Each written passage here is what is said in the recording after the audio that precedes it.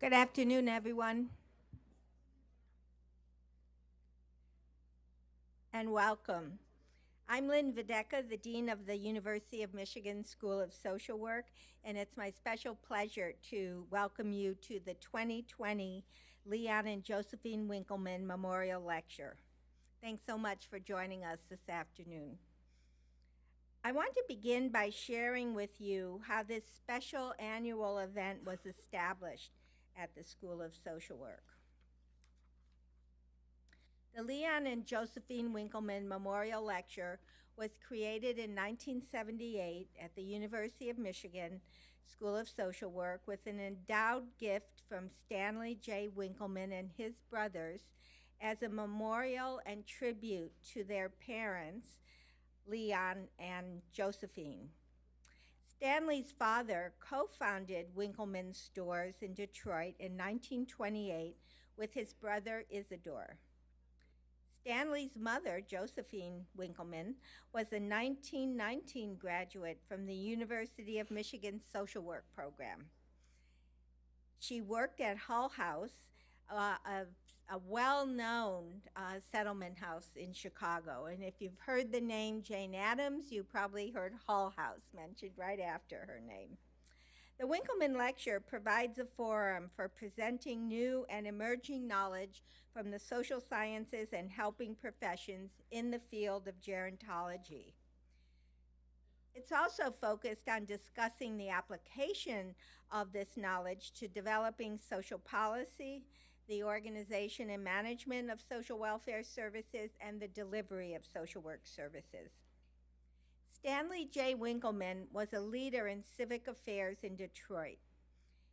After the 1967 uprising, he sent other retailers to the suburb. Oh no! After the uprising, racial uprising sent other retailers to the suburbs. Stanley kept his family's department stores in the city, hoping that their presence could contribute to and sustain an environment suitable for doing business. Mr. Winkelman was deeply involved in social justice issues throughout the city. In 1963, as part of the Detroit Commission on Community Relations, he called upon the Detroit Board of Education to hire more black teachers to further desegregate Detroit's teaching force. Stanley passed away in 1999, but his legacy lives on in the Detroit community and at the University of Michigan. We're most thankful to the Winkelman family for their support of this important annual event that informs our profession and provides an opportunity to honor our alumna, Josephine Winkelman, along with her husband, Leon. This afternoon, we're honored to have as our keynote speaker, Dr. Tony Antonucci. Following Dr. Antonucci's presentation, we have brought together a panel of experts from various fields to provide their unique perspectives on the lecture. The School of Social Work professor Robert Taylor will serve as a moderator for the panel discussion and conversation. He will introduce each of the panelists individually. It's now my pleasure to introduce you to Professor Tony Antonucci. Dr. Antonucci is the Elizabeth M. Duvin Collegiate Professor of Psychology and the Program Director and Research Professor in the Life Course Development Program at U of M's Institute for Social Research. Tony's research focuses on social relations and health across the lifespan, including family multi-generational relations, ethnic and racial differences, early precursors to later life functioning, adult development, and aging. Her research includes comparative studies of social relations and health in the United States, Mexico, Europe, the Middle East, and Japan. Dr. Antonucci is an internationally prominent scholar. She serves on the editorial board of Innovations in Aging and has served as editor for a number of other major publications. She has held numerous national and international leadership positions and currently serves as the president for the International Society for the Study of Behavioral Development. Tony is a true friend of the school, a true mentor to many students in the school, and as evidence of that, she was here just last week joining us for Conversations in the Discipline, another annual event that we have linking social science and social work research and ideas. Please join me in a warm welcome for Professor Tony Antonucci, the 2020 Leon and Josephine Winkelman lecture, and the title of her lecture is Brave New Age of Social Relations. Please join me in welcoming Dr. Antonucci.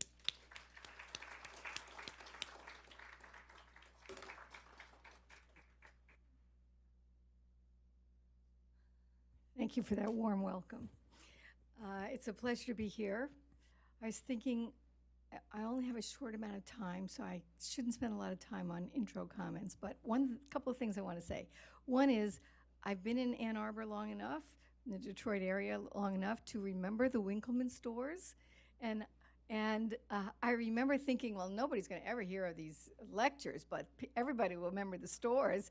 And now I think probably most of the young people in the room don't remember the stores, but do remember the lectures. So it's a nice example of how to have, and the commitment of the Winkelman family to social justice issues is a really nice tribute to, this lecture is a nice tribute to that commitment in a long-lasting way.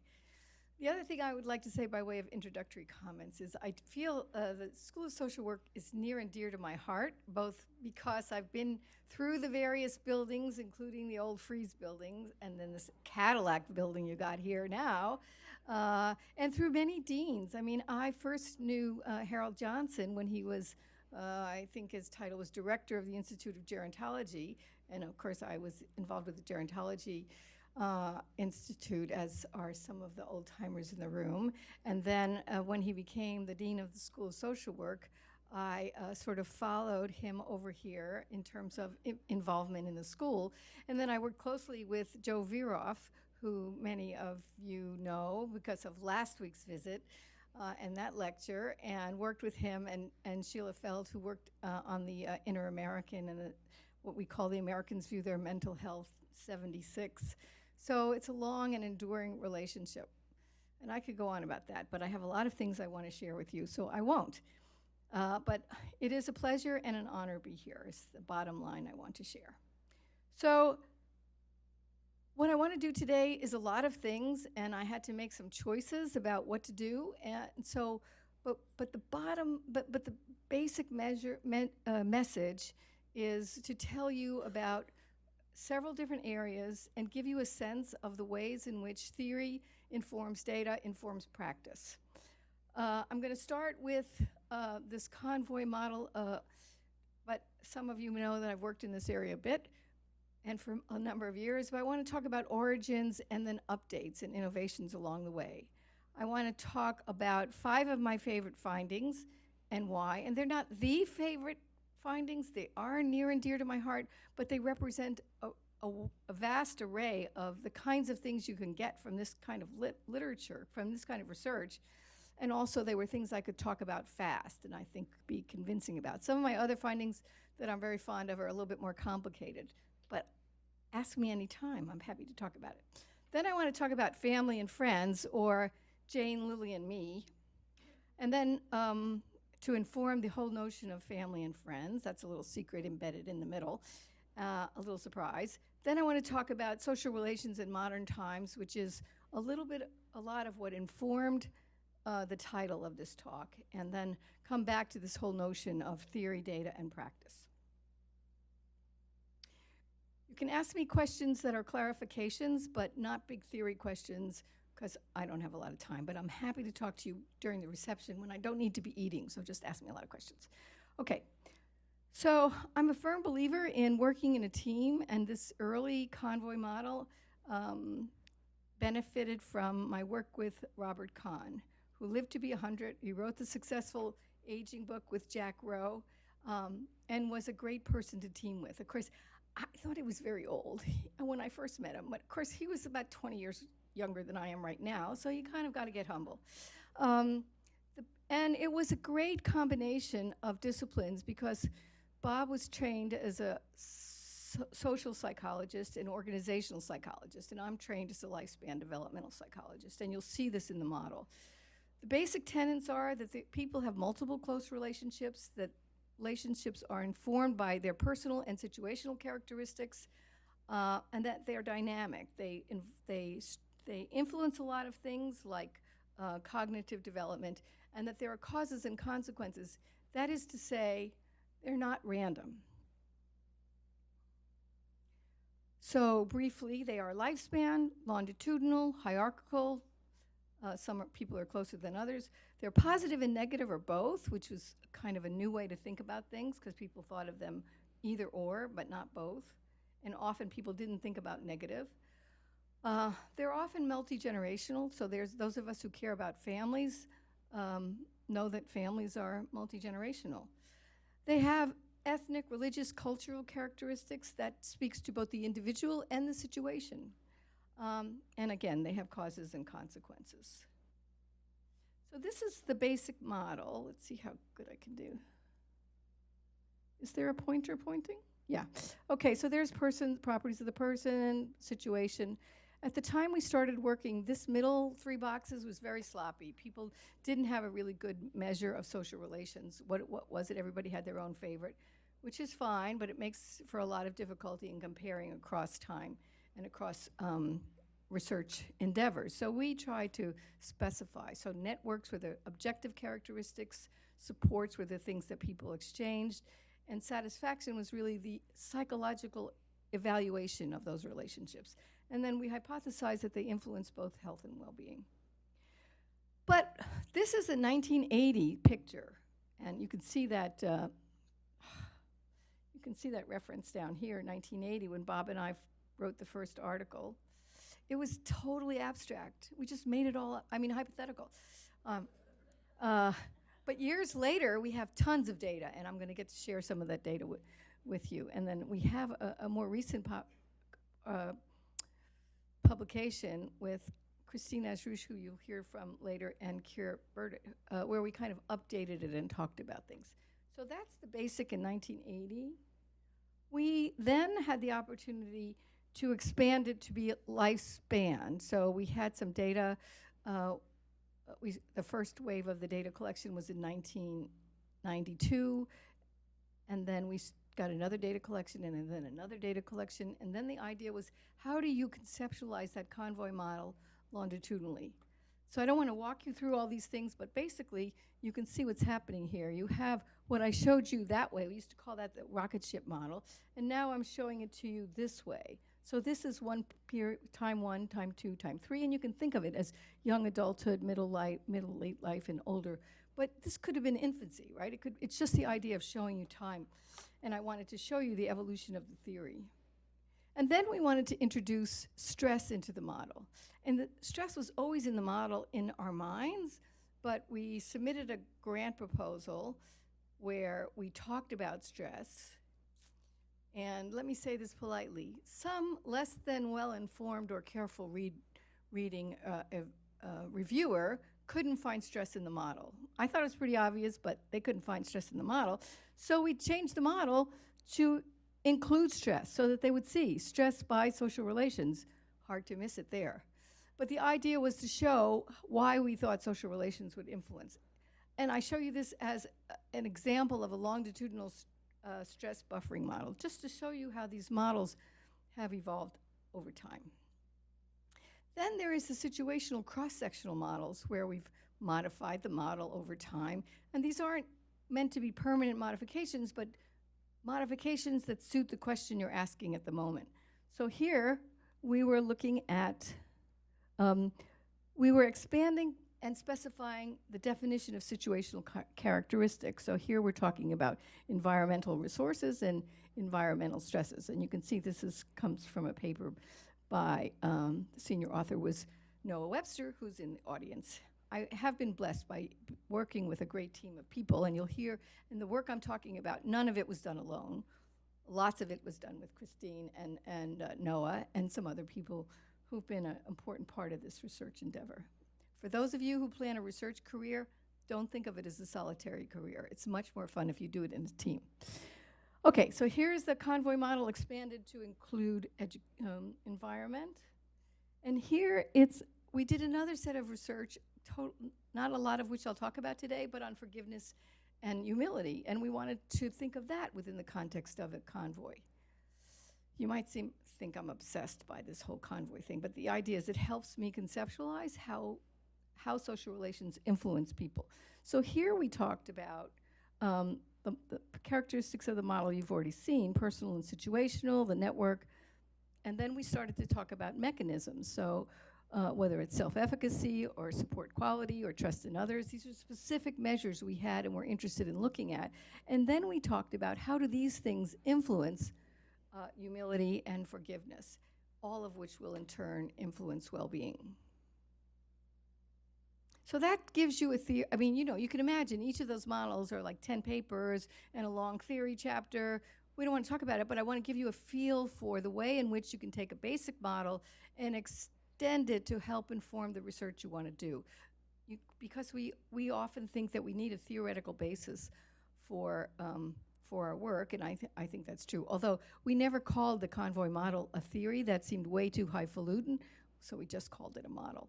But the idea is to have some basic perspectives, theoretical or a framework within which to conceptualize your work. So now I want to transition to this whole notion of 5 favorite findings. And they're not that these are the most important findings in the world. It's because they change the way we thought about things that we thought we knew about. So I remember a while ago I was going to give a talk, and I wanted to talk about age differences, sex differences, education, et cetera, some basic sociodemographics, and I thought, God, I could have written those, I could have used those subtitles for my talk 10 years before that. Does that mean this is really boring and I haven't done anything since then? And I realized, no, it's the way we now know more or think differently about things that we've always thought were fundamentally important, but we now know more. And what we know that's in addition to what we knew before actually is very helpful and advances the field. Okay, so the first favorite finding is on SES, socioeconomic status, social relations, and health in mid and late life. Now, this finding is from a paper in 2003, but we've actually updated it. I just like this slide. And the classic finding is there is an association between SES and health. Now, nobody in this room is going to wonder what that relationship is, right? It's not if you're lower so SES, you have higher health, right? It's the other way around. Okay, everybody knows this, and we could show that in our own work. But we delved into it in more detail. We had better data. We could get more specifics.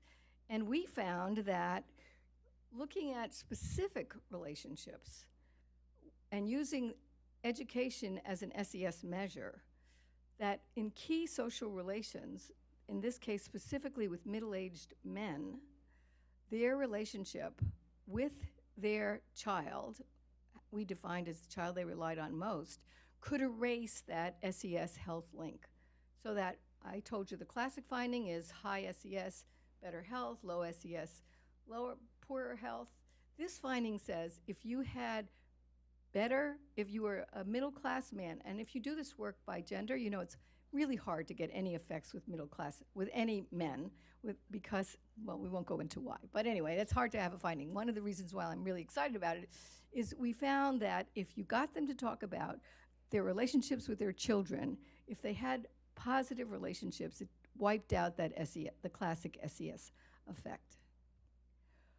Okay, a second favorite finding is mortality. So the traditional finding is that people with good support live longer under usual conditions. And that's kind of another classic. Everybody knows that, right? Support leads to better health, longer life. But we have a new finding which says that under certain situations, It's specifically life-threatening or serious illness. People who have negative relationships are the ones who live longer. So for a while, so this is like from a 2010 paper, which for a while I didn't even want to talk about it because it was like, and so now I talk about it. But we don't know what it is that's negative. Is the negative that it keeps you engaged? Is that somebody I'm thinking of this. This is an aside, but it'll give you an idea. Returning from my father's funeral in a limo, this is going to connect, believe me. There's my mother and my uncle. They hated each other. And the argument between them was who was going to outlast the other, because they would all go in the same family plot, and the one who lasted the longest would be on top. So, I mean, only a bunch of Italians would argue this way, but you get the idea. So here you got a negative relationship, which is keeping you alive because it keeps you engaged. Now, it could be that kind of thing, or it could be just that's the person who says, take your medicine, eat a balanced meal, do the exercise you're supposed to. I don't know. But that's like a whole career, just finding out what it is about negative relationships. But it does say that don't take that unique classic finding as a given under all circumstances. I believe that classic finding. I'm not contradicting it. I'm just saying there's more to know. Okay, another finding, we call it the core network relationship, quality and context.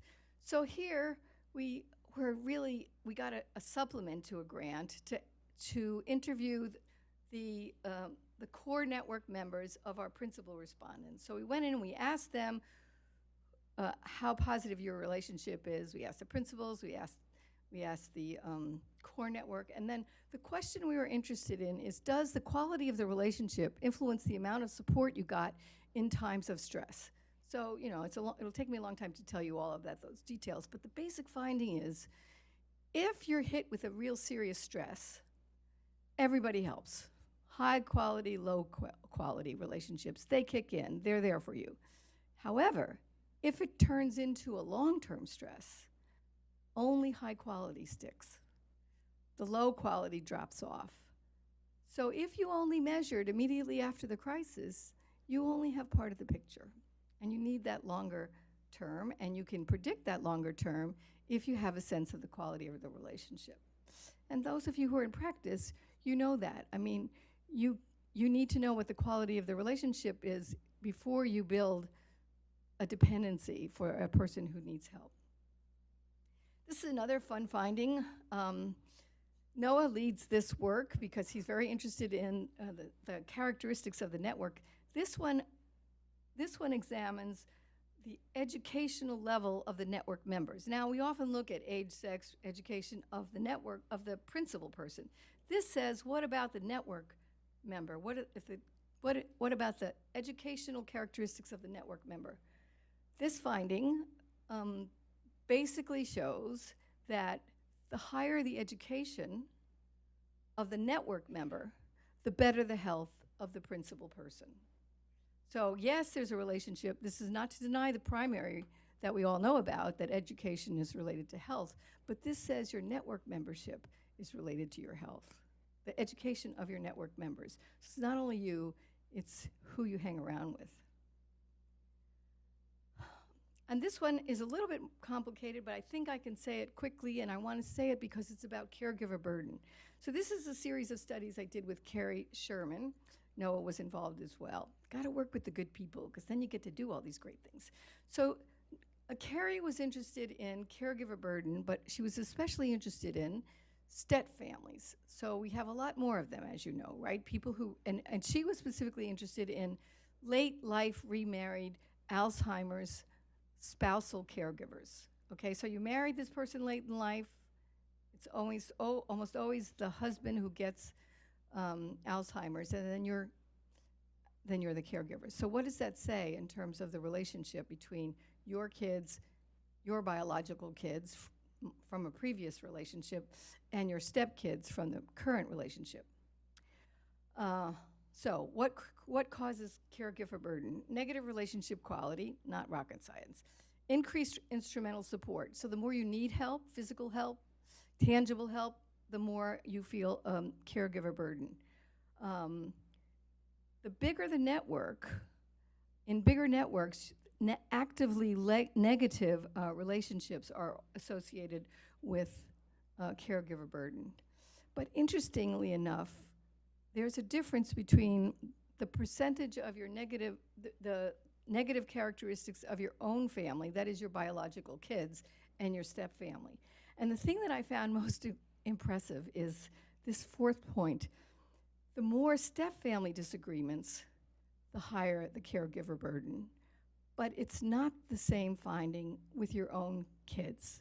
So you can have the same amount of negative relationships with your own kids, and it's not associated with the same kind of caregiver burden that is associated with your stepkids. Now, for all of you who are stepkids or have stepkids, this is not incontrovertible. It's not a situation that happens in all contexts, but it does say to you the psychological aspects of the exchange are important. And one could argue that in the biological family, you have a more positive buildup of relationships so you can handle that stress, the negative, and you don't have it with the stepchildren. Whatever it is, it's something we need to be sensitive to. And Carrie has spent a lot of time on this, and the details of it are a little heartbreaking, to tell you the truth. But I wanted to make that point that it's not the behavior, it's the interpretation of the behavior that has the influence on the perception of caregiver burden. Okay, so now I want to turn to an issue of family versus friends. There is now, and there has been periodically in the past, a question: which is more important, family or friends? And here's where I'm going to show you a video.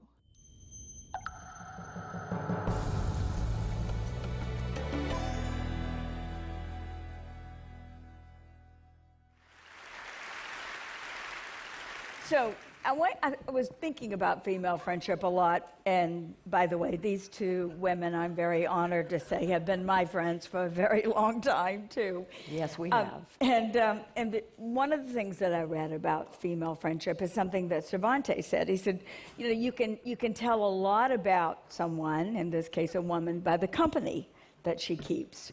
So let's start with... We're in big trouble. Hand me one of those waters. I'm extremely dry.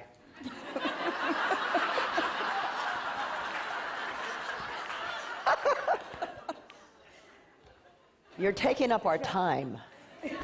We have a very limited... Just being with her sucks the life out of me. You ain't seen nothing yet. Anyway, So, sorry. Tell me, what do you look for in a friend?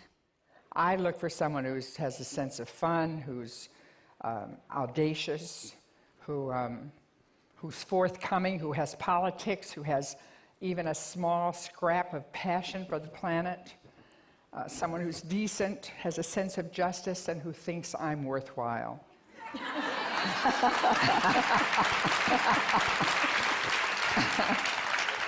You know, I was thinking this morning, I don't even know what I would do without my women friends. I mean, I have my friends, therefore I am. No, it's true. I exist because I have my women friends. You're one of them. I don't know about you, but anyway, they make me stronger. They make me smarter. They make me braver. They tap me on the shoulder when I might be in need of course correcting. And most of them are a good deal younger than me, too. You know, I mean, it's nice. Thank you. Yeah. No, I do. I include you in that because, listen, you know, it's nice to have somebody still around to play with and learn from when you're getting toward the end. I'm glad. And I'm approaching. I'll be there sooner than you. I'm glad to have you parallel aging alongside me. I'm showing you the way. No, well, you are, and you have. Yeah. Well, as we grow older and as we go through different kinds of life's journeys, what do you do to keep your friendships vital and alive? Well, you have to use a lot of She doesn't invite me over much, I'll tell you that. I have to use a lot of social media. You be quiet now. And so I look through my emails, I look through my texts to find my friends so I can answer them as quickly as possible because I know they need my counsel. they need my support because most of my friends are writers or activists or actors, and you're all three, and a long string of other descriptive phrases. And I want to get to you as soon as possible. I want you to know that I'm there for you. Do you do emojis? Oh, No? that's embarrassing. I'm really into emojis. No, I spell out my words of happiness and congratulations and sadness. You spell it right out there. I spell it every letter. Such a purist. You know, as I've gotten older, I've understood more the importance of friendships, and so I really make an effort to reach out and make play dates, not let too much time go by. I read a lot, so as Lily knows all too well, I send my books that I like, I send to my friends. When we knew we would be here today, you sent me a lot of books about women-female friendships, and I was so surprised to see how many books, how much research has been done recently. And were you grateful? I was grateful.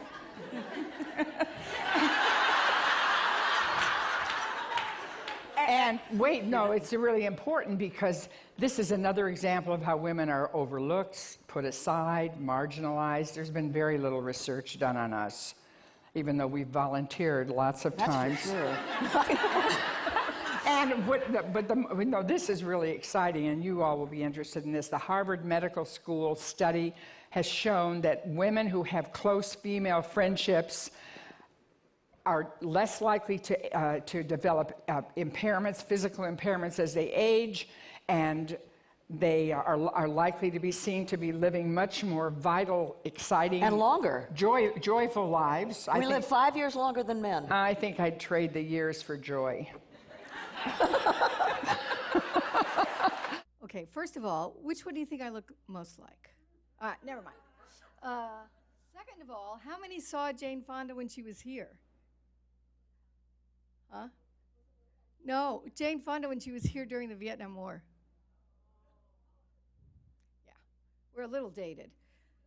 Anyway, I mean, I just found this amazing. First of all, I mean, there's hardly any other woman I can think of who hasn't been more defined by the men she's been with, right, than Jane Fonda. I can't say that so much about Lily Tomlin.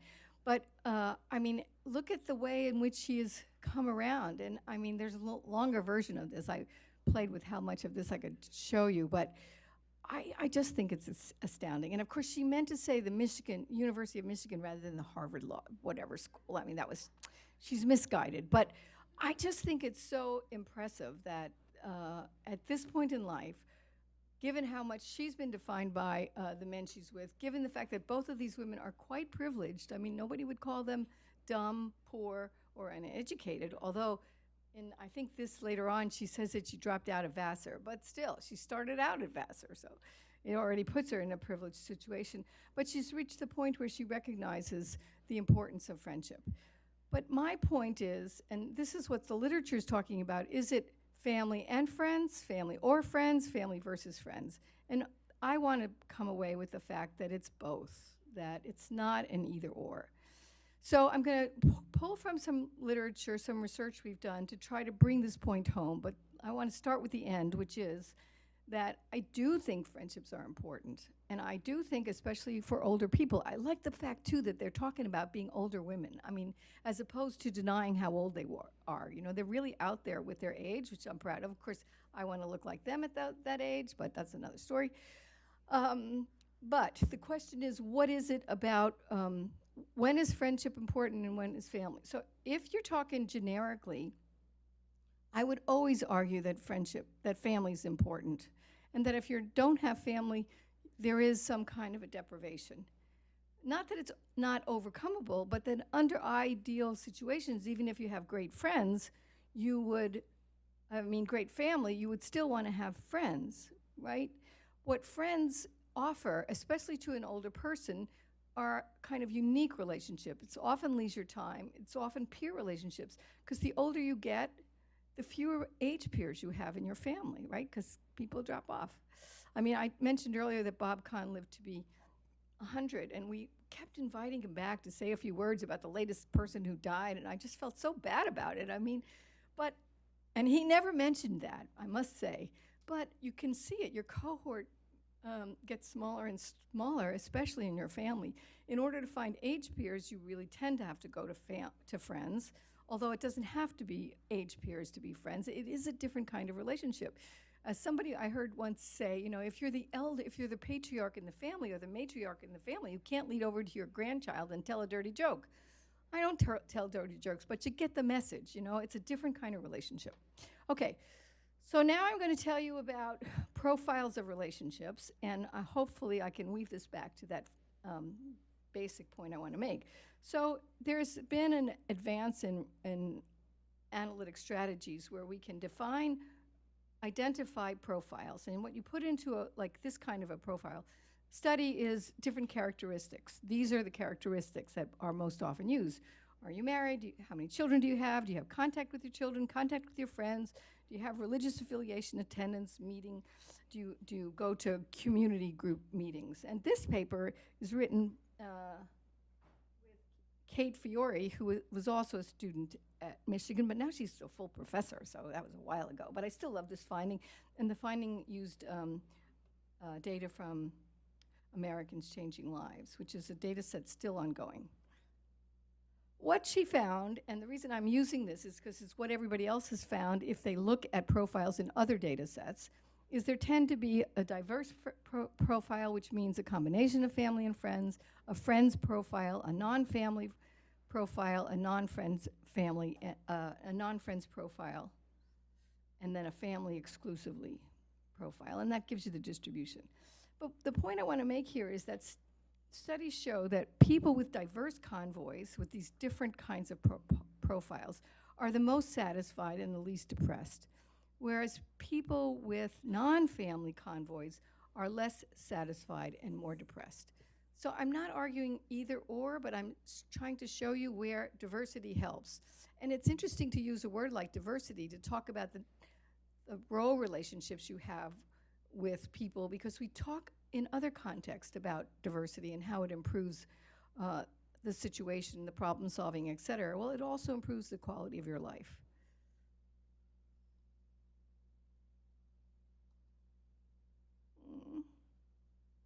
I was doing so well there for a while.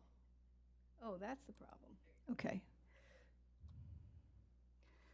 So when you look at diversity, when you look at network clusters, what you find is that diversity matters, that diverse networks have the best outcomes in terms of mental health consistently across studies and cultures, and I just showed you one, but this is a solid finding across a lot of circumstances. And then when you look at a lot of studies, and when you look at family versus friends, our findings are that non-friends and non-family are the restricted network. You have fewer people to relate to, and that has a negative outcome, a negative association with outcomes, and that people who have family and friend relationships have the best well-being, the best positive well-being outcomes, and the least negative well-being outcomes. So different snippet of data I'm going to talk to you about now is on forgiveness and diversity. So we did a series of studies on forgiveness and humility, funded by the Templeton Foundation, because honestly, I never would have gotten into forgiveness and diversity unless it was what they were studying, and they were willing to give us a lot of money to do it. And I got them convinced that they wanted to know about social relations, forgiveness, and diversity. Go figure. So for those of you starting your career or looking for ways to fund your work, be flexible. Okay, so the study was based in Detroit, and we looked at people in different groups, and we had different ethnic racial groups. So we had whites, blacks, and Arab Americans. And I gave you here just a big picture because I want to make this diversity point. Older people with bigger networks were more likely to forgive a friend of a different ethnic background. Bigger networks were associated with greater forgiveness. So I'm going to translate that to more diversity in your network allows you to be more forgiving. There was no effect of network size if the friend was of the same ethnic background. You were equally likely to forgive them.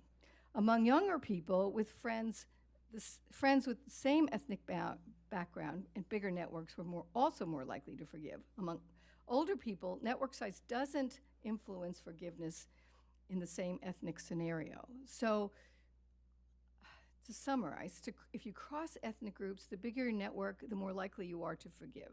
If you stay within your ethnic group or your racial group, it doesn't really influence it. Again, I would argue it's the diversity of your relationships that allows you to be more forgiving. And to link that to the family friends point, you're likely to have family that's all your same ethnic group or racial group. Not always, but likely. But your friendship allows you diversity, and not everybody takes advantage of it, but when they do, I think another way to think about this is it expands their horizons. In this case, it makes them forgiving, but I think it expands their horizons the same way a diverse network gives you better well-being. Okay, so I'm going to leave that point about family and friends, and the bottom line there was both is better. But if you're stuck and you don't have both, improvise.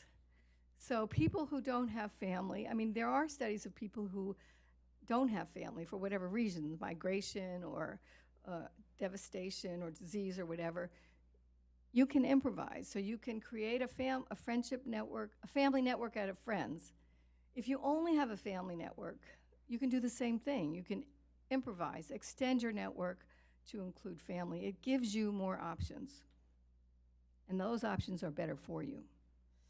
Okay, so modern times. One of the reasons that I used this title was because I think things are changing in a fundamental way. And here I'm going to provide less data, but I hope more food for thought, and I'll leave you with some questions. So let's take social relations and technology. The internet, which we all live by these days, I mean, how far are you from your phone? It's only 30 years old. That's not even half of many of our lifetimes. And think about the progression we've gone through: dial-in, wireless, smartphones, texting, FaceTime, Snapchat, Blue Jeans, Google Duo, Instagram, Twitter. We've changed a lot in the way we communicate with people and the way we're expected to communicate. Do you know anybody who doesn't have a way to be communicated with electronically? You know, they're like the Flintstones, which itself is a cohort, is a dated reference. In other words, they're like the Middle Ages or the Stone Age. Okay, so then there's the other thing. With these kinds of ways of connecting with people, it means you change how frequently you connect with them. You can connect not only daily, but every hour. I mean, somebody on the radio was talking about their ancestors communicating, not ancestors, but like parents, communicating by making a tape, so it's not that long ago, sending it in the mail, playing the tape, making a return tape, sending it back. So that took weeks. Now we Skype everybody or Blue Jeans or whatever. It's a really different way to engage in relationships and your expectations about what relationships should be like. And you engage in interactions for important things and not so important things. You know, like, is the world coming to an end? What's your theory about why the sky is blue? What time should we have dinner? Should we have this kind of pasta or that kind of pasta? I mean, we have a range of things about which we communicate, and it influences, I think, the nature of the relationship.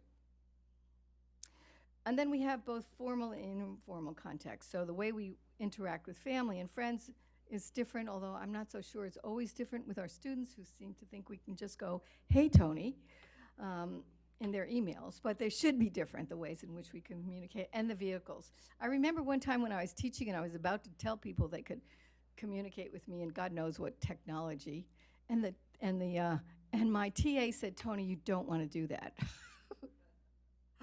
And she was so right. Okay, so then formal, the way in which we interact with people formally. You can apply for a job online. You could get or lose that job online. But we can also get a lot of important information about our medical history, about tests. We can learn about rehab and educate ourselves about how to manage our health challenges.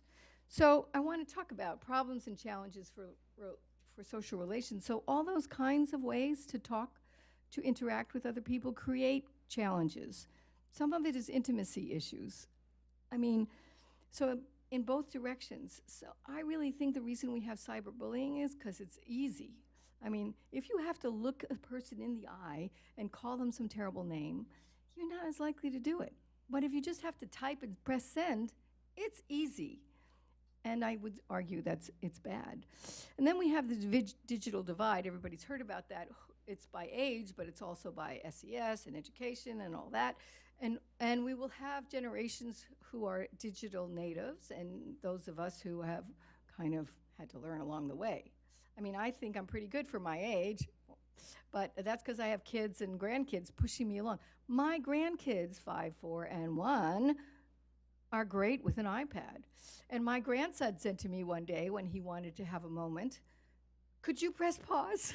We had no computer anywhere nearby. It was just like a social mental pause. He wanted a chance to talk. There are safety and security issues that I think we really need to, I mean, I tend to be very blithely uncaring about safety issues. I figure there's nothing really private about my life that I'm worried about. But I had a student say, we were talking about his record, and I asked him something that would be on his record, and he said, "Well, check it on my whatever. Here's my password." I'm like, "No, I don't want your password." And he was going to give me his password. I mean, there's a person in our building who is our tech person, and she won't take my password. And I've known her 20 years. So recently I had to walk out of the room and go to something, and I wanted her to finish something. So I wrote my password on a piece of paper, and I said, "Don't look at this when you use it," because I've been teasing her about it. And so she used it, and she gave it back to me with the piece of paper torn up, so I would know that she didn't memorize it. Anyway, there's a big lack of accountability and responsibility. There's a lack of filtering, and what I was talking about, cyberbullying is a good example. And there's an unfettered, perhaps inappropriate access. You can get almost anybody's email. You can get to people in ways that you couldn't in the old days. In the old days, all you had to do was have an unlisted number, and you thought you were really, really private. You don't have that anymore. And then there's an issue that I'm really worried about, and that is of inaccurate and purposeful misinformation. That is a problem. I mean, I still feel like a naive dummy in the think, like, when I hear somebody on TV say something that I know is untrue, I'm like, how can you get away with that? Isn't there a law? Well, it turns out no, as we've all learned. Okay, so social relations in modern times, the digital divide, privacy. So the digital divide, there's age issues, there's money issues, there's regional issues of access. I mean, when I get to a place and I don't have internet access, I'm like really annoyed. And there are some people who don't have it ever. There's a privacy issue, and I like to say, what happened to it? There's educational and informational access. There's the benefits that some people just don't have that we take for granted. Then there's the news issues, like who watches CNN, who watches Fox News. You two live in different worlds. My colleagues laugh at me because I'll listen to about 2 minutes of one of them. I can only take one of them. So being not political here, I'm not going to say which one I can only watch 2 minutes of, but it's your guess. But you really realize that people who watch that news are living in a different world. I mean, they connect the dots in ways you would never think of if you watch the other one. And there's this whole notion of accountability in fake news, and I think I'm worried about it. I just want to show you that this is not a young people problem. This is as much an old people problem. Old people are using tech, so that's a good thing. And at least half of the people in our sample use tech. But the best thing about this is that most of the effects are positive. So non-tech users contact fewer people, but the contact is more frequent, probably because they're living with them. And tech non-users, but tech users are in contact with more people. They have less contact with each of those people, but more contact with people overall. Their networks are more diverse, but the best part is they're happier. Okay, theory, data, practice. I have 2 minutes to do this, and it's not to solve the problem, it's to introduce the problem. What I want to argue is you can take our classic theories, like lifespan and life course theories, like attachment theory, like person-environment fit, and you see all of those. All of those are the theories we use to form the convoy model. And you can collect data that addresses those theories, right? So we have different levels of closeness in relationships, which kind of match that attachment theory. We have social relations at different points in time, and we follow them over time, the life course and lifespan issue. And then we have the person-environment fit, the issues about that are different for people of different kinds of different backgrounds or who live in different environments. There are fundamental concepts that span all groups, but the contextual factors are unique, and we need to be paying attention to them. And we have data in these areas now. So then for those of you who are in practice, the idea is how can you consider those theories, identify the relevant data, and then apply it to the people you're working with. So I think in every circumstance, you need to apply a lifespan or life course theory. I would argue, and the life course and lifespan experiences, I would argue in real life, it should be multi-generational, because it's not only you going through life, it's your parents, your grandparents, your kids, and your grandkids, and they fundamentally influence the decisions you make, the behavior you engage in. And then take some early childhood challenges. I mean, some of the really good work from social work talks about the challenges of, for example, of being in foster care. I mean, how any of those people ever make it to grown-upness and a productive life is beyond me, but yet you do find people who do wonderful. But I think we need to recognize the ways in which the deck is stacked against them. And what are the ways in which we can take the data, we know the theory, take the data, apply it to a person's real life circumstance, and help them out of it. We all know poverty's bad. I mean, some great work has been done right here in this school, and we don't have a magic wand for curing poverty. I mean, yeah, we could give everybody a lot of money. That's not happening. So what can we do that takes the data that we do have to apply to a person's real life situation? And then some work we're doing now, I mean, it's always been part of the work I do, but some work we're doing now makes it very clear that if you want to accomplish anything, really anything that engages an individual, seeks some kinds of changes in behavior, attitude, environment, you really need to take into account the context within which they live. So culture, ethnicity, religion. Southeast Michigan, we all live here. We know something about the culture and the religions that are and the ethnic and racial groups that are prominent here. So that tells us how life is different for people in these different groups. Some things are fundamentally the same. Some things are different. We need to adapt to the individual circumstances. And again, that's where we can take the theory, apply the data to real life practice. In summary, we have good theories, we have good data, and they can all inform practice. However, we are living in a brave new world with many challenges. Social relations can help, but we must be mindful of the challenges. Social work is in a unique position to apply good theories, good data to everyday practice. Thank you. Thank you to the Winkelman family, and thank you for your attention.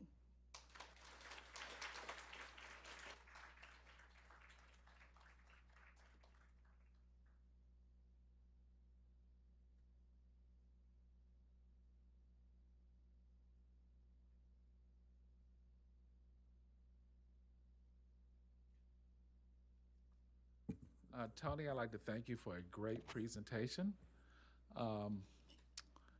My name is Robert Joseph Taylor. I'm a professor here in the School of Social Work. Also work with Dr. Antonucci at the Institute for Social Research. And my role today is as the chair of the Gerontology Learning Community, which is one of the hosts of the annual Winkelman Lecture. And so my role now is to quickly and simply introduce our three panelists. So our first speaker is Christine Adrouche, and Christine is the director of the Michigan Center for Contextual Factors in Alzheimer's Disease. She's also a professor of sociology at Eastern Michigan and an adjunct professor here at the University of Michigan. Our next panelist will be Norvina Wilson.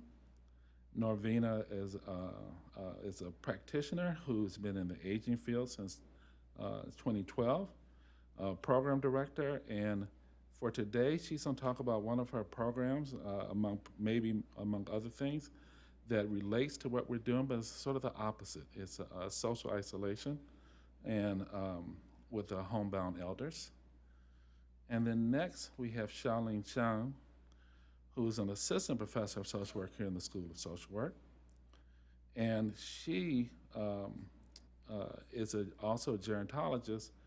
And what she will talk about today is technology in delivering mental health treatments to socially isolated homebound elders.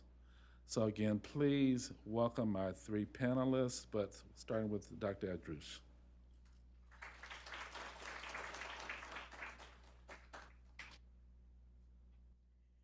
Okay, well, good afternoon, everyone. I want to thank first Robert Taylor and the School of Social Work for inviting me to be part of this energizing event and to contribute to the panel that follows the Winkelman lecture. I'm really excited actually to be able to consider the theme of the Winkelman's lecture, The Brave New Age of Social Relations, because what I'd like to share is that my program of research on Arab Americans and social support actually began with a postdoctoral research fellowship here in the School of Social Work more than 20 years ago. And it was the, I think the support that the School of Social Work had for this topic, the topic of Arab American aging more than 20 years ago, that began my sort of trajectory in this field. And furthermore, in this postdoctoral fellowship, my mentor was Tony Antonucci, who also was very supportive on the topic of Arab American aging, which you should know at that time was almost non-existent. So over the last 20 years or so, I've been committed to the study of Arab American aging with a specific focus on social relations and health. And so what I want to do today is I want to, first of all, I'll define for you who are Arab Americans, because I think that's a really important starting point. And then I'd like to consider how the tenets of theory and practice can be furthered and advanced through the study of Arab American social relations. So I'll present some key findings over the years and then just end with some concluding remarks and future directions. So I want to start by defining who are Arab Americans. As you may know, and those of us who are social scientists realize that race and ethnicity are social constructions. It's not a biological fact. So the question arises, what are the boundaries of these different ethnicities, of these different racial groups? What makes one white, black, Hispanic, Arab? The definition that I use for Arab Americans is one that is language-based. I define Arab Americans as those who trace their ancestry to an Arabic-speaking country. And for those of you who know anything about Arabic-speaking countries, you know they're numerous. There are 22 Arabic-speaking countries in West Asia and North Africa. These countries are home to diverse religious groups, including variants of Muslims and Christians. And they are also quite diverse in terms of ethnicity. So within these Arabic-speaking countries, you may have individuals who ethnically identify as Kurdish or Chaldean or Assyrian. So it's quite a diverse grouping. It's a pan-ethnic term that has a lot of diversity, yet is oftentimes seen as very homogeneous. And so identifying or defining Arab Americans, I think, is an important first step to thinking about who is it that we are talking about when we study Arab American aging. Furthermore, Arab Americans are legally classified as white.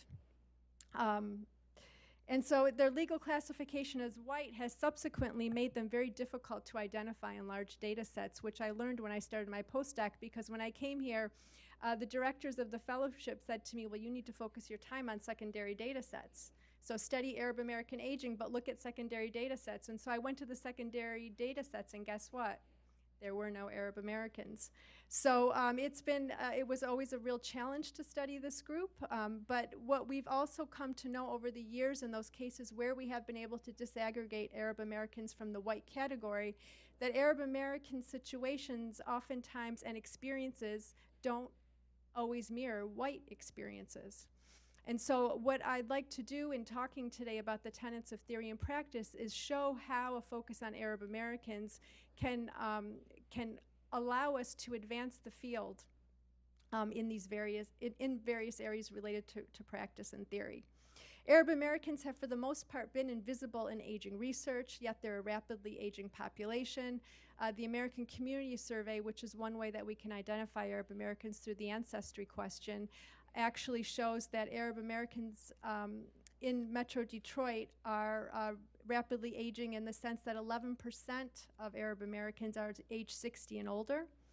And Arab Americans in Metro Detroit have a long history here, coming first in the early 20th century. And although they're not the most numerous in Michigan, California beats us actually in terms of having the largest number, but Michigan has the largest and most visible concentration.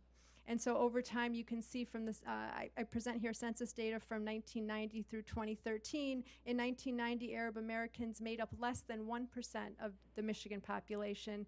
And over the 2.5 decades or so that passed, their numbers more than doubled so that they make up almost 2% of the population in Michigan. Although that sounds like a small percentage, the reality for anyone who's visited the Metro Detroit area, especially the Dearborn Heights area, knows that they're quite a prominent presence. And so being able to understand what may be the unique as well as common experiences they have with social relations, I think is very helpful. So the first point that I want to make with regards to Arab American social relations is the importance of understanding perspectives from within. And this data that's up on the screen actually comes from focus group discussions that were collected in the early 2000s with the very first study that I had funded from the National Institute of Aging. It was a pilot study in RO3 that was committed to understanding issues around aging in Arab Americans. And the issue that I want to highlight here is that the study of Arab Americans allows us to be able to see issues that actually are important for all groups. But focusing on the Arab American case magnifies those issues in ways that allow us to see them a little bit more clearly and with a little bit more nuance, at the same time that they identify issues that are unique to Arab Americans. So in this focus group discussion, it's actually addressing the expectations you have for support from a child. As you get older, who's going to take care of you? So here you have Maya, who begins this discussion by saying, really, she's got a point. Here, meaning in the US, we should have a nursing home. These are all immigrant women. We should have a nursing home. And then Dina says, if your family's working, if your son or your daughter, they're working, and you're going to sit home all day, you're going to start hating living there too. They don't have time. They can't help you. And then Hannah says, I'm not talking about when you're still talking and walking, making decisions. I'm talking about when you're completely gone. Who's going to take care of you then? She means when you're completely mentally gone. In other words, if you had Alzheimer's. And then Violet said, where they put me is okay. They can choose where to put me. I don't care. And then Hannah challenges her and says, I expect my kids to take care of me. I took care of them and I raised them and I put my life on the line for them. And a lot of things in my life, I hated to do that, but I did it because of them. And she says it with such emotion, and Maya says, I think everybody did that, ya Haji. Haji is like a term of endearment. You refer to somebody who's religious. And then Hannah says, I know, but I feel, why not? And then there was a collective group sigh. You could just feel the weight of everyone in that discussion group just realizing the difficulty of the situation. And so I like to present these data not just to show the tension between cultural ideals and pragmatic realities that the Arab American case presents. I think this tension is present in all groups. I've never met anyone yet. As a matter of fact, I teach a aging and life course class, and all of my students, none of whom are Arab Americans, one of the first things they say on the first day of introduction is, I would never put my parent in a nursing home. So this is not a sentiment unique to Arab Americans, but I think hearing the Arab American context in which these are discussed helps to bring to light what some of these issues are, while at the same time illustrates what is important to this group. For many Arab Americans, the notion is, I am Arab because I would not put my parent in a nursing home, is a very strong sentiment and links to that second layer of complexity with being part of an immigrant culture. I also want to illustrate the importance of the study of Arab American social relations as a way to advance the study of disparities. This table that you see on the screen is a result of an analysis that was done to compare Arab Americans, Black or African Americans, and whites in the Metro Detroit area. And there are 3 areas where Arab Americans differed from whites. 2 of them are social relations indicators, and the other is depressive symptoms. But Arab Americans reported more contact frequency than whites on average with their network. And on the one hand, you may think, well, that signifies they have more access to their networks. But it also suggests that they may have more burden. I mean, imagine if on average you see your network members almost daily. That's a lot of contact, and although it could mean a lot of support, it could also mean a lot of demands. One of the most interesting findings, I think, from this data is the composition finding. Arab Americans actually have the least segregated social network compared to blacks and whites in the Metro Detroit area. Almost 100% of blacks and whites report that the people in their networks are of the same ethnicity as them. For Arab Americans, only about 3/4 of their networks are of the same ethnicity. So on the one hand, you may think, well, that signifies that they're widely integrated. That's a good thing.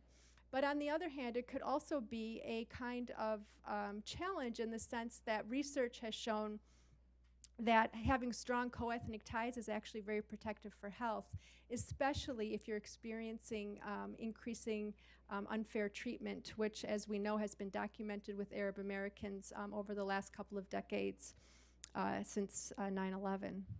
And then finally, the fact that Arab Americans report much higher depressive symptoms than their white counterparts is important not just for daily function, but also recognizing that depressive symptoms are a risk factor for other health problems, namely Alzheimer's disease and related dementia. So unpacking Arab Americans from the white category, I think, has a real potential for advancing our understanding of disparities.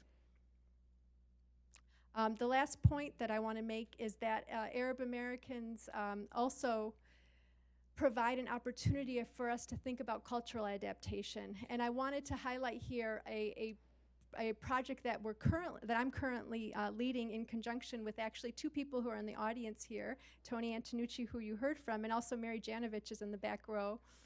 We're 3 individuals with different disciplines. I'm a sociologist, Tony's a developmental psychologist, and Mary's a public health researcher.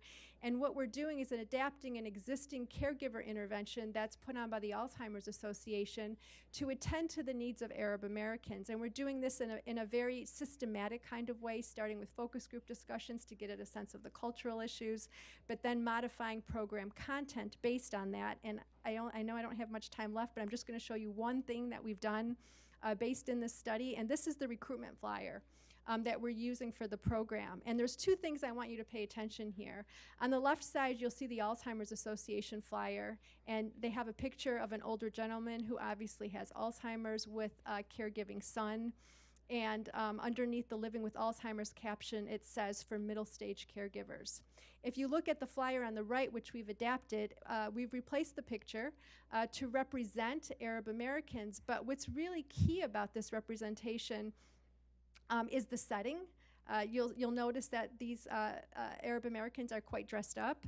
And the older gentleman does have Alzheimer's disease. He's passed away now, but he did have Alzheimer's disease. His daughter is sitting on his lap, and he's got his 2 grandkids behind him.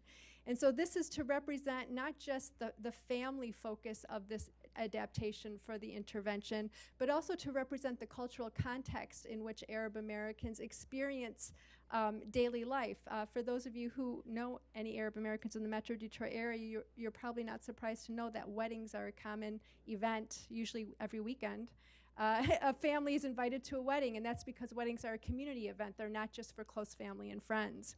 So this is meant to speak to that cultural context. And then the caption for Arab American families is meant to ensure that this recruitment material speaks to Arab Americans, because what we learned through our research is that the term caregiver doesn't resonate with family members. A caregiver is meant to refer to somebody outside of family who may be hired in or maybe come in a few hours a week to help, or even if it's a 24/7 kind of help, they're not family. When family members are taking care of their relatives with Alzheimer's disease, they're just enacting their family role. They're being a wife or a husband, they're being a son or a daughter, they're being a grandchild, they're being a sibling. So we wanted to make sure that it spoke to them. So I'm going to have to skip over these because I don't want to take up too much time. Conclusions and future directions. It's clear that Arab Americans are emerging as a distinct racial and ethnic group. This is evident by the fact that the U.S. Census contemplated adding a MENA category, which is short for Middle Eastern North African. That was one way to count Arab Americans on a national level. It ultimately didn't pass, but it's clear that it's an issue for discussion. Oftentimes Arab Americans themselves, I'm talking about like young adults, are really surprised to learn that they have to check the white box, that they don't have a separate box for themselves. And just as frequently, non-Arab Americans are surprised to learn that Arab Americans are white. So it's an interesting situation that we're in. I really think a focus on Arab Americans can advance research on the social determinants of health disparities, and this has become evident with the new funded project that we have called the Detroit Aging and Memory Project, an NIA study that's going to identify prevalence levels of Arab Americans in the Metro Detroit area and compare them, prevalence levels of Alzheimer's disease and related dementias, and compare them to blacks and whites in the same geographic area. And finally, I'm really hopeful that refining theory and guiding practice can be taken to the next level by identifying unique and universal elements that you see when research on Arab American social relations are conducted. So with that, all of this I think is part of a brave new age, and I'm thrilled to have had the opportunity to share these findings with you. Thank you.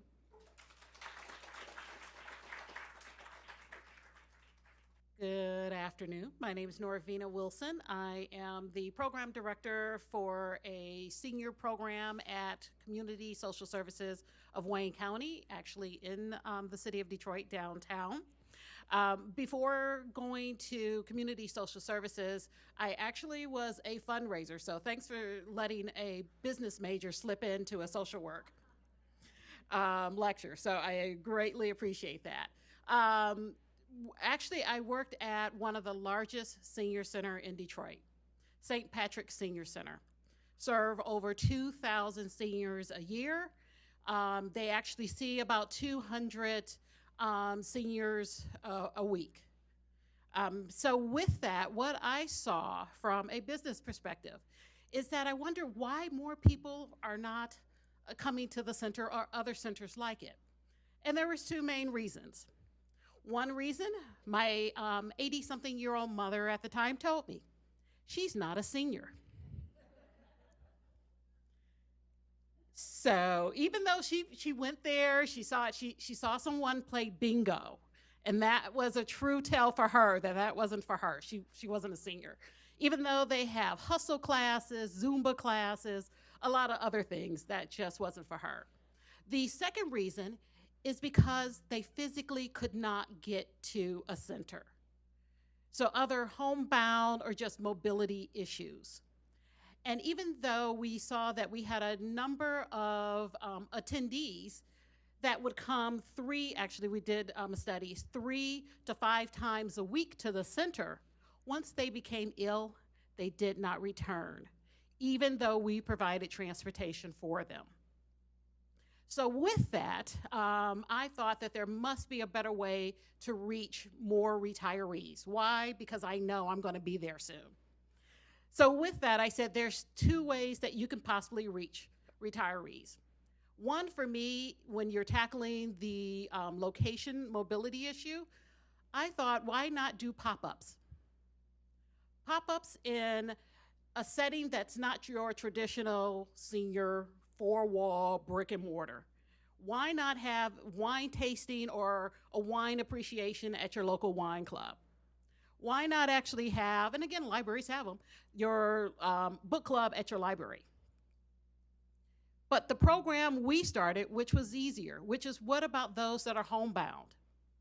And that's the Silver Center.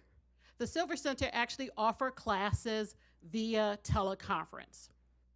Now, I know a lot of people said, well, what about the internet? What about having a webinar? Well, when you look at the numbers, there's a lot of retirees that do not have the internet and cannot afford it, or a computer. So we wanted to lower the bar on people's accessibility to this program. So the program started in December. It's a 6-month program. We're in partnership with actually the university, and so I'd like to thank a couple of people here. Mary Janovic, which we thanked her before, Robin Brewer, and Katrina Ellis. They are helping us do an impact study on the program. We actually solicited about 2,000 retirees through the Meals on Wheels through the Outer Wayne area.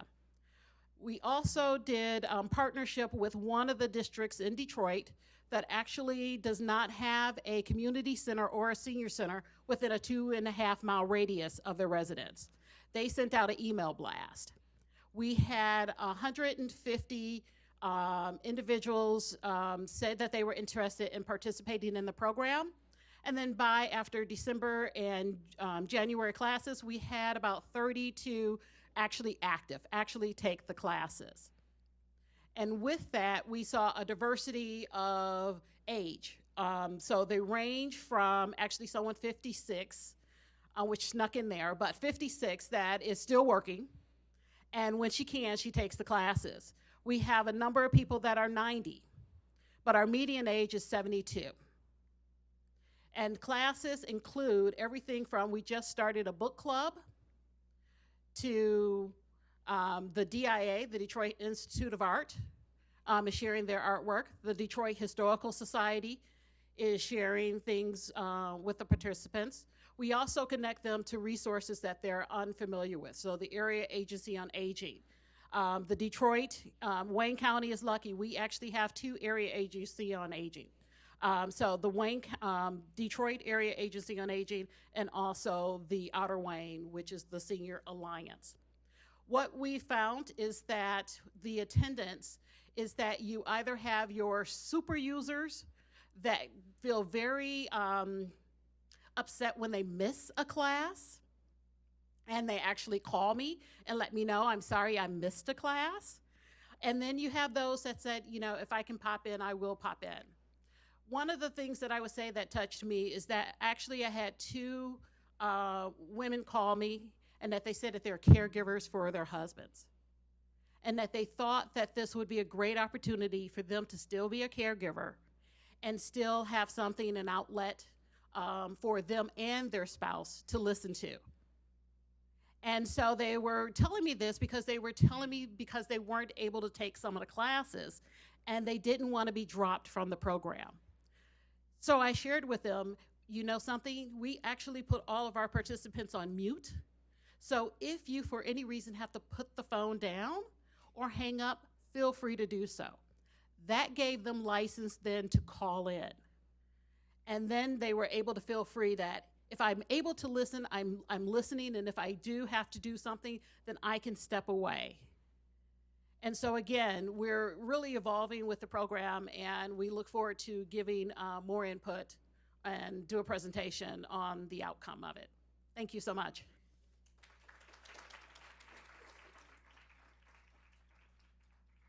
All right, good afternoon. My name is Xiaolin Xiang. I'm an assistant professor at the School of Social Work. Thank you for having me here.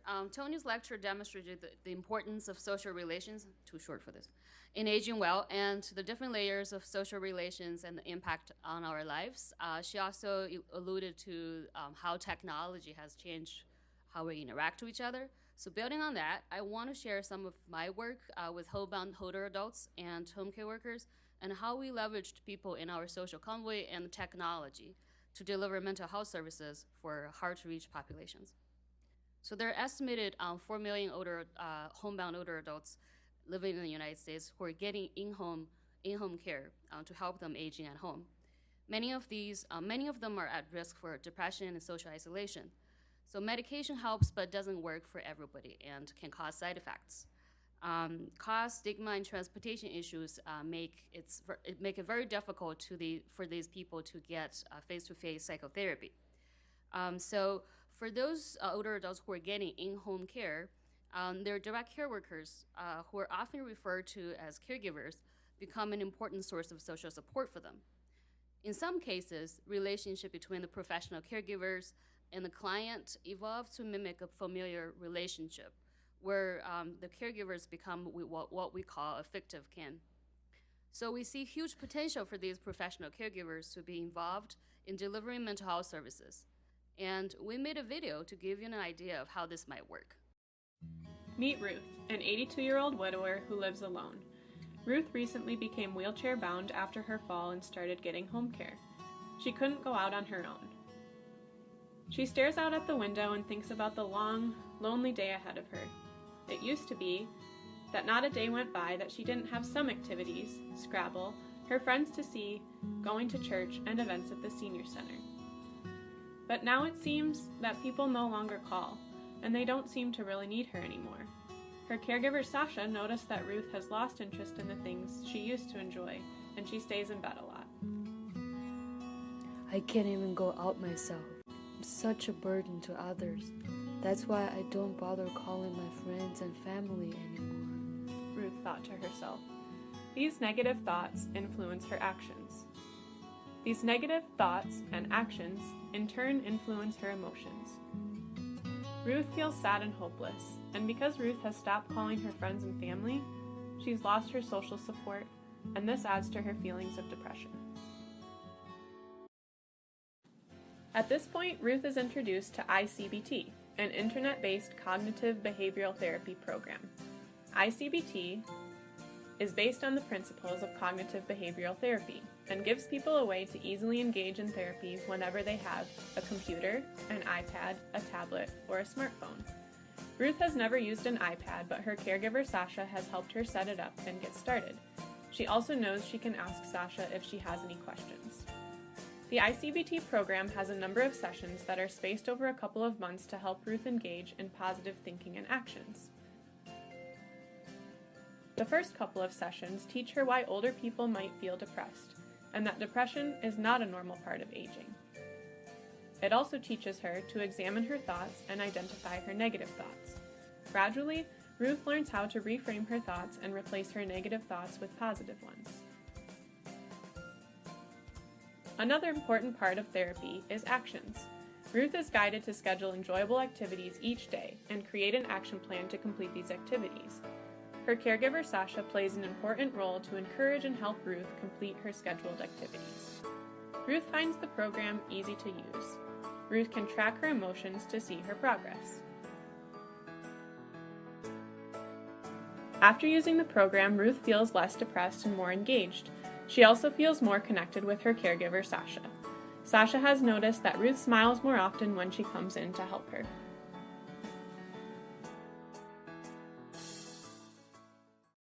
We're able to actually bring the concept from the video alive. So in a recently finished study, we tested home care worker assisted ICBT program with 30 homebound older adults. Their age averaged a little over 76 years, and including 9 people in their 80s and 90s. We gave older adults a tablet and free internet and asked them to try this online therapy program with their care workers' help. Workers also went through an online training we developed, so they understood the basics of the therapy program, and they received a certificate for completing the training.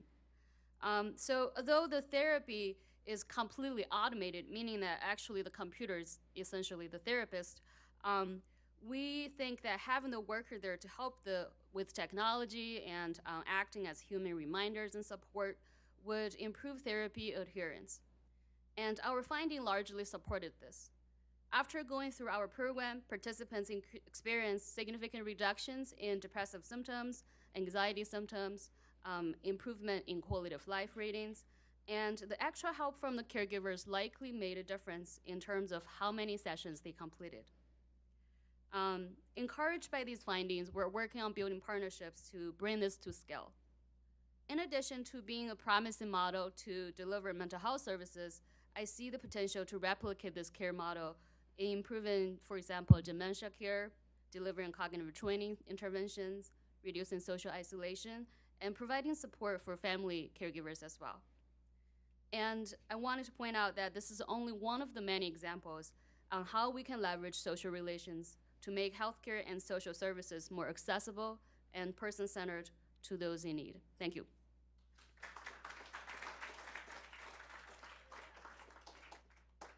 So again, I want to thank our great panelists. We have some time for a question and answer. We have at least 2 people with mics. So just raise your hands if you have or when you have a question. And as you can tell, you can sort of see the theme of our presentations. Although you can see quite a bit of differences, you can also see the theme of social support and social isolation, both from the theoretical research level to the practice level. I have a question here. Hi, thank you for all. It was very interesting. I had a question in regards to the Arab American studies that you completed. They have, you said, more 25% of they go outside their ethnicity in terms of their interactions with the outside environment. It's the composition of their social network. Social network. Yeah. I couldn't think of the word. I'm getting older. But the depressive symptoms were higher, and I thought it was the opposite when you go outside the network. I was wondering if you could explain that a little bit. Thank you. Yeah. Well, we didn't look at the association between networks and health in that particular analysis. So I'm not sure if those are associated, but it is an interesting point. I actually was talking with colleagues of mine at the American University of Beirut, and they were thinking about revisiting the ways in which depressive symptoms are evaluated among Arabic-speaking populations. I mean, I will admit that our sample were English-speaking, but the idea is that the dimensions that we usually use to evaluate depressive symptoms in the U.S. may not apply to individuals who come from that part of the world. I mean, that's still an open question. But the idea of having higher depressive symptoms, I mean, one of my theories always is that networks, because you saw there was also more contact frequency for Arab Americans too, compared to white. So it could be that the burdens that come from having so much contact could weigh heavily on again, there wasn't an association I tested, but these are just extrapolations that you can think about, that the demands that are made from those kinds of social relations could bear heavily on Arab Americans, but it also might be if they're identifying social network members who are not from their same ethnic group, they're not benefiting from oftentimes the support that you get from having a lot of co-ethnic ties. And so as a result, that could put Arab Americans at risk for higher depressive symptoms. So they feel close and important others that they identified are not of their same ethnicity, and at the same time, maybe they're not able to use that resource in the same way as they would when they were people from the same ethnic group, if that makes sense. But these are all, again, I didn't examine the associations between social relations and health in that particular paper. It was just really looking descriptively at these specific dimensions to see what Arab American benchmarks might look like when you take them or separate them from the white category. Go ahead. Hi. Oh, wow. I'm going to ask if we can still say on the Arab American. And I am Middle Eastern American. It's just how I know. 3rd generation. And when I first came to this campus in 1983, people didn't know what I was. I came from from Detroit, where they knew Lebanese and Syrian. And I was Catholic, and that confused people after Desert Storm. But then they recognized us, but we're still invisible. But my question actually has to go to the invisibility, not just the social aspects of health, but also the medical aspects in the aging study. Because we're not white, and that's how we're censused, there's interactions that we actually are more like Asians or African on how we metabolize the meds. And I've seen a number of my elderly family members get sicker than they were supposed to because the meds were incorrect based on not being white, but looking white. Is that any part of your study with this aging group? I know it's a long-winded question, but I'm Lebanese. So is your question, have we looked at the ways in which medicine may interact differently for people of Arab ancestry compared to whites? Is that your question? Yes, both biologically and also some resistance to those mods based on the folklore of the community. Yeah, we haven't done any research in that area, but that is an interesting point. I mean, I think geographic areas from which we descend are very important for recognizing what some of the challenges are that we face. And so these racial classifications that are so impactful in the United States affect all of us, because how we're categorized has a lot of ramification for the ways in which people interact with us. And the ways in which we see ourselves and interact with others. But so it's a very important point and something that we need to pay close attention to. Okay, we have another question over here. From 2010 through 2013, I spent 3 years interviewing as many widows as I could across the globe. I traveled to Kenya, places as remote as Colorado, and also the UK. And I used a narrative approach with widows, so it could be all different ages. It wasn't as sophisticated as your studies per se. But what I noticed with widows and social support, regardless of their ethnicity, their income, how their spouse died, if they had children at home or no children at home, and the cause of, I just said that the cause of death, is that their health was impacted. So many of these widows didn't have health problems prior to their spouses or partner's death, but experienced health problems, everything from high blood pressure to broken heart syndrome to compromised immune systems, things that prevented them from interacting with their support groups, not just grief support groups, but their support groups, meaning family and friends. And I was just wondering if you had any other additional information as to like the length of time it took them to recover and to get back with their social support groups, or those kinds of health implications that can impact friendships. Who are you directing the question to? I wasn't sure. I noticed. I'll take a stab. So a couple of things occur to me. One is that widows hold very different circumstances in different parts of the world. Yesterday, I was at the UN in New York doing a side event on homelessness, and one of our speakers spoke about the fact that widows are, in some parts of the world, are considered witches or bad luck, and their property that they jointly owned with their husband or thought they owned is taken away from them. So there's that whole dimension that seems unbelievable to us. So one issue is, where are they in the framework of the culture they live in? The other one is, I think, a little bit more hopeful, and that is, I think we're in a time warp of understanding our own lifespan. So in the old days, our grandparents or our great-grandparents, they didn't live that much longer after one of a couple died. So you just kind of, okay, you got another few years. Now it could be the case that you have 10 or 20 or 30 years.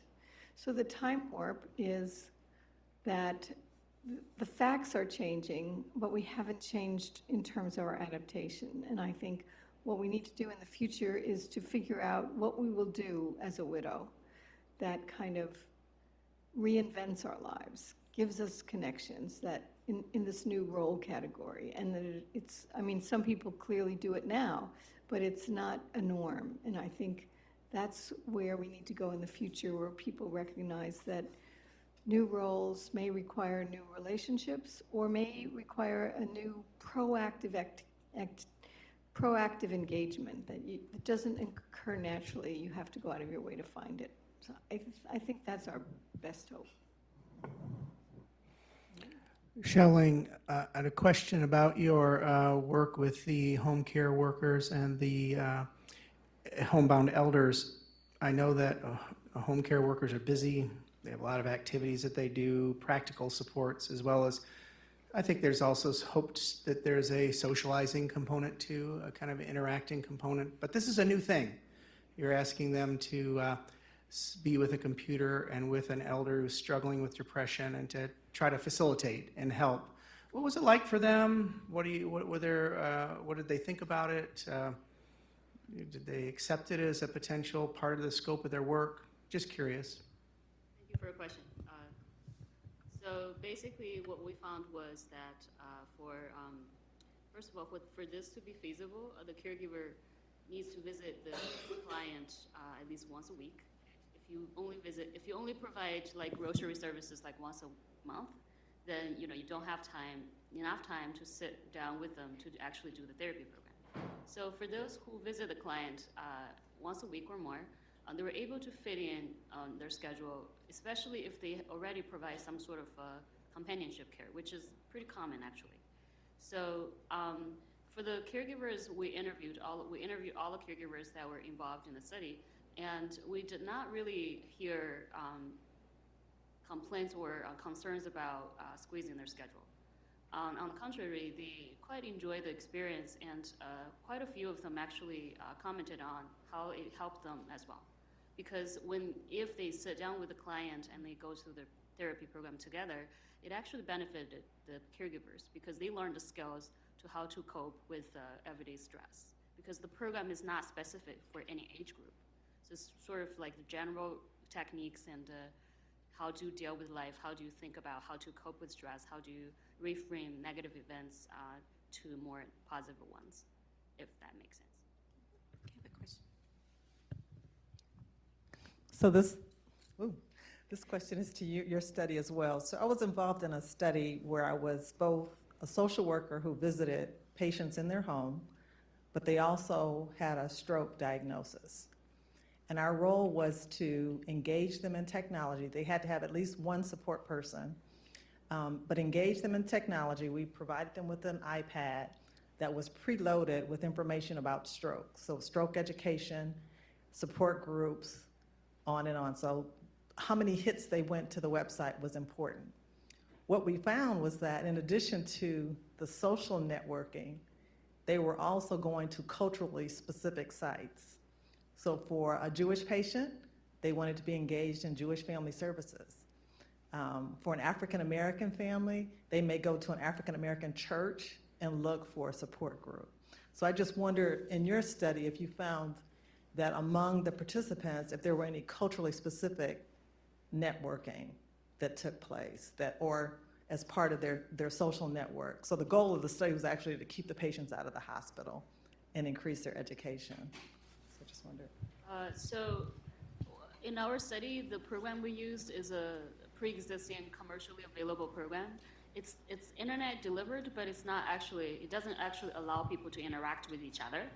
So they're only able to see the therapy content. They're not able to go out of the program to click on any websites. So it's a little bit different, but you brought a very good, important issue, and important sort of a point for future studies is where I am thinking about refining the program so that we can build some sort of more of a social network, social interaction type of element into this kind of program, because interestingly, after we finish the program, there are at least one, maybe two participants were asking us, can we connect to other people who participated to check what their experiences have been? So that sort of give me an idea of maybe we can build that into future programs. Hello. Yes, thanks so much. It seems like one of our themes today is technology and its impact on social support and social networks and depression. And I would like to ask both Norvina and Jalen about how technology was used in your approaches. What were some of the difficulties associated with it for the elders who participate in both of these approaches, and what have been some of the things that you've done to address some of those obstacles or difficulties? We actually have our classes via teleconference, and what we found is that not everyone knows what a teleconference is. So we had to really simplify it. I thought about if people remember the party line, Yes. But those have a negative connotation too. So we just described that you're going to have a group discussion via the telephone that you will call in. So we just simplified and to explain what they were going to encounter. Also, because a lot of people were not familiar with a teleconference, we did not want to confuse them by having them to key in numbers after they dial into a number. So we made sure that they just dial into a number and it goes straight to the conference. What we also found is that we're thinking, oh, people are retired, they're homebound, they're actually going to remember to call in because these are going to be exciting classes. After the month of December, when I had a class where maybe only 2 people called in, I thought this has to be a better way. So we actually communicated that if they want to receive a reminder call, to let us know and we can onboard them. So we had a number of participants said that they wanted reminder calls. So now they don't necessarily reject robocalls because that's what we're doing. So they now, if it's a robocall, they immediately think it's us.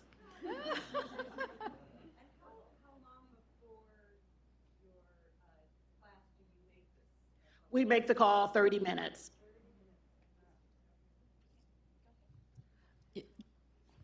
Just follow up the question, may I? So do you notice that using the teleconference, are the participants different group from the participants who go to the senior center?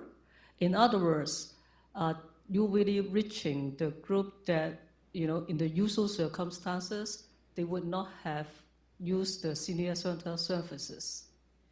These are, what we're finding are typically homebound. So they're not utilizing a senior center.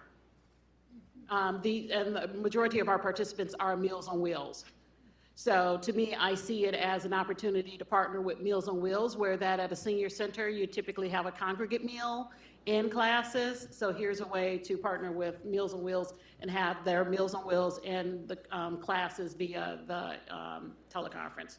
And again, we're hoping for our last 2 terms to do a webinar. So people who have the internet, they can now just start seeing each other face to face and seeing the actual handouts via the web. And those that don't can still just call in and have their handouts. Hi, this question is for Tony.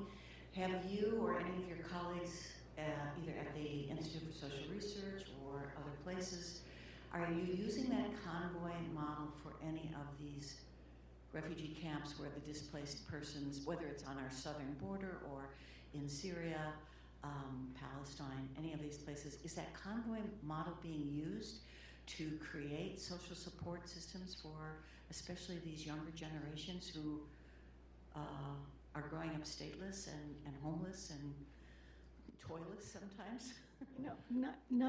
That's a great idea, but not to my knowledge. I do know that some time ago a colleague used it for street kids in Brazil. And I know in a couple of, I have some colleagues who are actually working in those camps, and I'm going to try to push this idea. It's a really good idea. I've actually been thinking about it from a slightly different perspective, which is kind of to try to get people to understand that we have a whole generation that's being raised in refugee camps. And what is that doing to the future? 2 generations, yeah. And so there is some good work being done by people who are committed to kind of trying to find interventions that work, trying to maximize resilience, but I haven't persuaded them. I haven't tried yet, but I haven't talked to them about using a convoy model. What a good idea. Could you come and help me?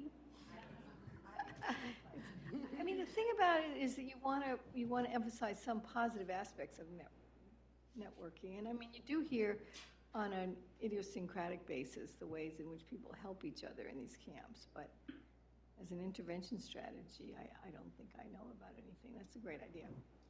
We have time for one last question. Hello.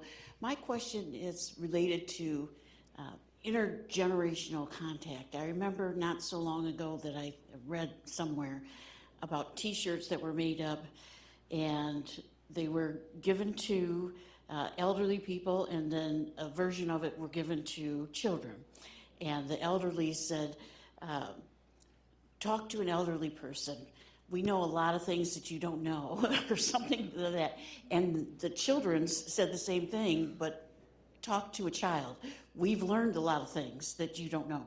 And that makes me think of somehow encouraging this intergenerational thing where they, I know somewhere they had a daycare center put in a senior citizens home or some type of senior citizens gathering place. And they said that it was a wonderful thing because the kids got to interact with the seniors, which they may not have outside of that. And the seniors, of course, they learned from the children some basic tech skills. And so the kids were just thrilled that the older people were, asking them questions. Well, how do you work the mouse? And how do you do this? How do you do that? And so they both benefited, both generations. And I'm just wondering if more has been done or thought along those lines that we can combine generations together to both benefit at the same time in the same place. And I mean, I could even think of if somebody was homebound, how cool it would be. Personally, I can only speak for myself, but if I was homebound, to have someone call in every day or once or twice a week and read me a story from a second grader. And that would be something that was expected that they do and that I would enjoy. Just things like that where you're combining 2 generations or 3 generations and that feeling of being important, of being needed and valued. I just think it would be priceless. I think we'd all agree. Anybody want to comment? One of the programs that we're looking at, if this goes beyond the pilot, is that we're actually looking at tapping into the high schools and asking them for, because they have to volunteer a certain number of hours, to actually come up with a curriculum that they would then teach, so they could be one of our volunteer facilitators. So that's a skill set building for them as well as an intergenerational opportunity. Your comment makes me think of 2 programs. One is called Experience Corps, where they had elders in a community come into the preschools, early, like kindergarten and below, to read to kids, not related at all, they're just from the neighborhood. And it's now a pretty nationwide study where, I mean, it benefits the older people and the kids in ways that may be obvious. You know, the kids got one-on-one time, somebody read to them, the older people had something to do and really enjoyed engaging with kids. And there's a longer version of that, but we don't have time. The other one is just a finding that I love, which is a finding about intergenerational work groups. These are grown-ups, everybody's a grown-up. And I have this vision in my mind of, like a young kid with tattoos and lots of piercings and some middle-aged, ordinary-looking person and some elder in a 3-piece suit. But what they found was these intergenerational teams were the most productive because they benefited from each generation had a unique knowledge to contribute, and by creating the teams, they were working together rather than against each other. We have, we know about racial segregation and religious and all that, but we have incredible age segregation in this country, which we really need to break down so that we could benefit from all the other, from what each generation has to contribute. So your idea is a great one. I hope everybody picks up on it.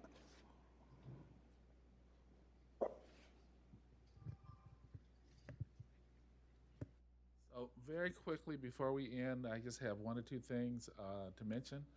I want to thank Susan Hemley and Emma, who do a lot of the heavy lifting for this program. Susan, can you wave your hand? Emma, can you wave your hand?